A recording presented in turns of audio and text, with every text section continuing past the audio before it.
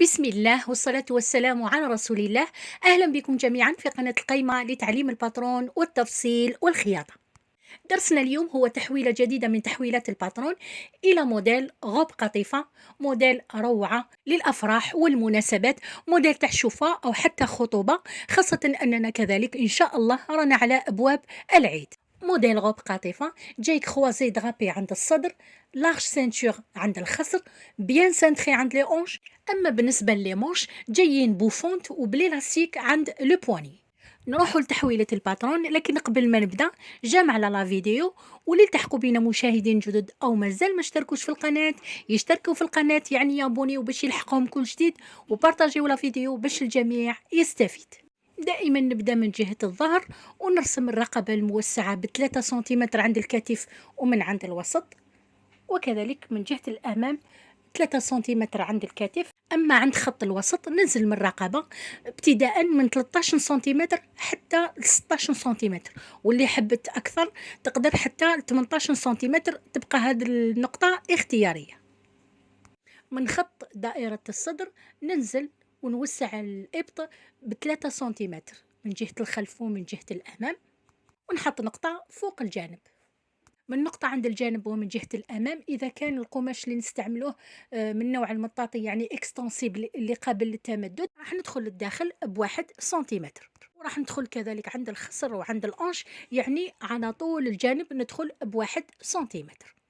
نرسم أنصاف الإبط الموسع، وكذلك على طول الجانب من جهة الأمام، يعني حتى للأنش. الجانب من جهة الظهر راح نخليه كما هو، يعني جانب تاع الباترون دو باز.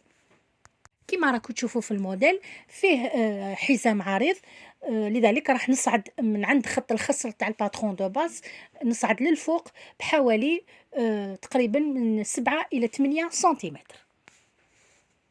نقطة عند الجانب وكذلك عند الوسط، ونصل بيناتهم بخط.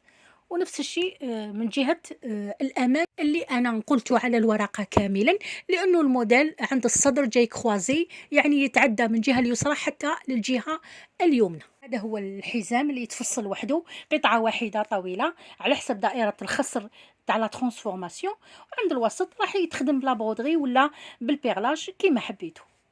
نكملوا لا ترانسفورماسيون تاع الموديل، نديروا الطول تاع لا غوب، من بعد نرجعوا للرقبه والبنسة عند الصدر.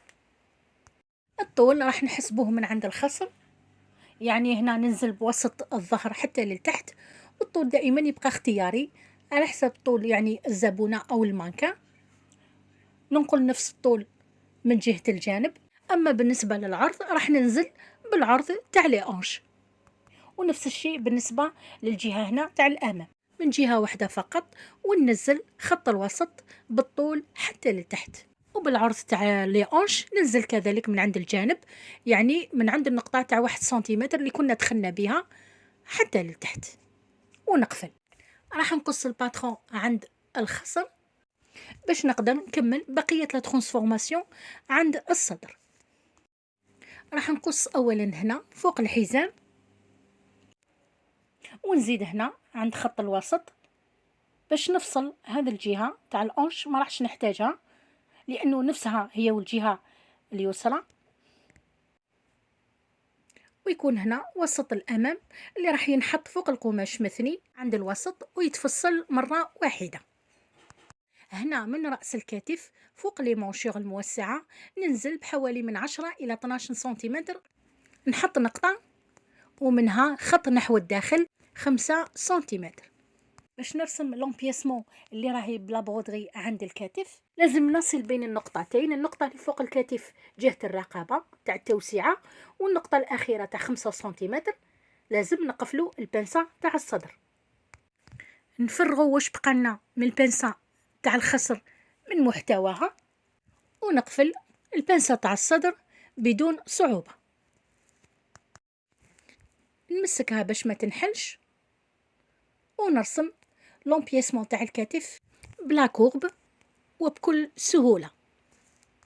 ونرسم كذلك بقية شكل الرقبة من النقطة عند لي مونشور حتى للنقطة وسط الأمام، نكمل بحق الكروازمون حتى عند خياطة الحزام، يعني ندخل من خط وسط الأمام بحوالي 5 سنتيمتر. عندنا دو بلي أو 3 بلي فوق لو بوني تاع الصدر، لذلك راح نبدأ نشق باش نشكل حق هذا الطيات. نبدأ ندخل هنا ب2 سنتيمتر باش نرسم الخط الأول أو الشق الأول حتى للنقطة تاع البنسة تاع الصدر. نفضل أني نقص هذا القطع تاع الباترون أولا باش نحطها على جنب، ونكمل بقية لا ترانسفورماسيون بكل راحة. نقص الجهة تاع الظهر اللي هنا متكون من 3 قطع، القطعة العلوية، القطعة تاع الحزام، والقطعة تاع لاجوب. البنسة تاع الخصر راح تتخيط عند الجهة العلوية والجهة تاع لاجوب، أما عند الخصر أو عند الحزام نسوبريميها ما نحتاجهاش. نزيد نقص كذلك قطع الأمام. لحد الآن عندنا قطعتين، قطعة تاع لاجوب بالبنسة تاع الخصر راح تتخيط، والقطعة تاع الحزام اللي راح تكون بدون البنسات تاع الخصر، ومع تاع الظهر كما قلت لكم راح تكون قطعة واحدة. نرجع لتحويلة الباترون من جهة الصدر ونقصها هي الأخرى، وهذا هو شكل القطعة اللي تحصلت عليه. فوقها راح نكمل بقية لا ترانسفورماسيون، وراح تشوفوا كي نقفل البنسة تاع الخصر هاوليك الشكل اللي بوني ديالنا عند الصدر. لكن كما راكم تشوفوا في الموديل لو بوني تاعنا عند الصدر راهو بدغابي، لذلك راح نشق باش نشكل هذوك لي بلي فوق لو بوني. نشق اولا عند الخط الاول اللي كنا رسمناه من قبل حتى النقطه تاع الصدر، ونزيد كذلك نشق بهذا الشكل خط واحد اخر حتى لي مونشور. هنا نقدر نكمل الخط تاعي يعني من النقطه تاع الصدر نزيد نكملو حتى لي مونشور كما راكم تشوفوا، باش نتحكم في حق لي بلي اللي راح نضيفوهم. ونجيب ورقه خارجيه وفوقها نحط القطعه ونفتح انا واش حبيت، دو بلي ولا 3 بلي، وممكن من شقه واحده ندير دو بلي. نفصل القطعه هذه اللي هي لومبياسمون تاع الكتف فوق الموديل راهي بلا برودري، راح تتوصل وحدها. ونكمل مع القطعه تاع لي بلي. راح اولا نقص هنايا واش بقى لي من لي مونشور باش نقدر نشكل لي بلي بكل راحه، وبهذا الشكل يعني نجيب من جهه اليمين نحو جهه اليسار، ونجيب البدايه تاع الفتحه مع النهايه تاعها بهذا الشكل ونمسك. نزيد كذلك نقفل الفتحه الثانيه، يعني نشكل الدوزيام بلي بنفس الطريقه كما البلي الاول. هنا هذا خط الخصر،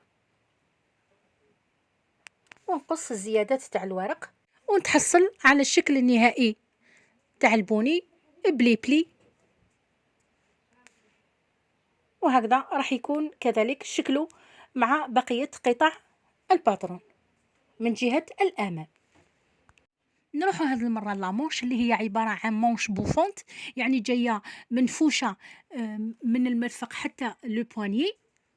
وننقلوا في البداية التوسعة تاع لي زومونشور فوق رأس الكم. وهنا كما راكم تشوفوا نقلت التوسعة، ولكن القيمة تاع لي زومونشور ما جاتنيش فوق رأس الكم كالعادة، كانت أقل من رأس الكم، وبالتالي يعني رأس الكم كان أكبر من التوسعة تاع لي زومونشور، وهذا عادي لأننا تحت الإبط خرجنا فقط ب3 سنتيمتر ماشي كالعادة 4 سنتيمتر، وكذلك يعني ما خرجناش عند الجانب، بالعكس دخلنا ب1 سنتيمتر من جهة الأمام. نعين وسط لامونش الجديد بالنسبة لرأس الكم الجديد، ونقسم جهة الأمام إلى 3 أقسام، وكذلك جهة الظهر أو الخلف. نقص أولا لامونش من الورقة،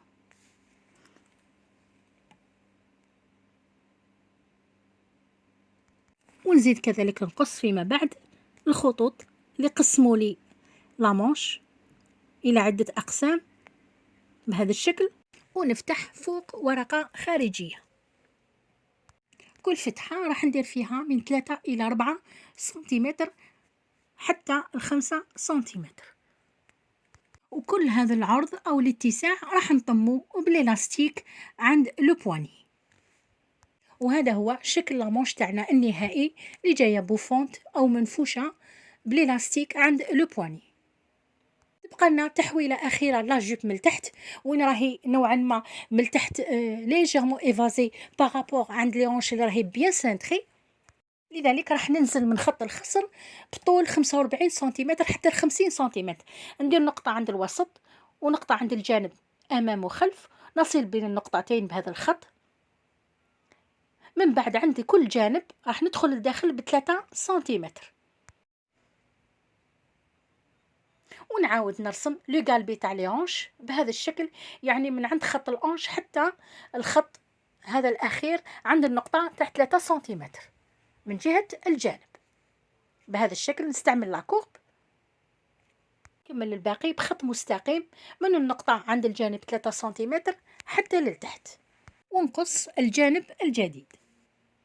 نجيب ورقة ونحطها عند الجوانب تاع لاجوب بهذا الشكل، نمسكها ونضيف عند كل جانب، يعني الجانب من جهة الأمام والجانب من جهة الخلف.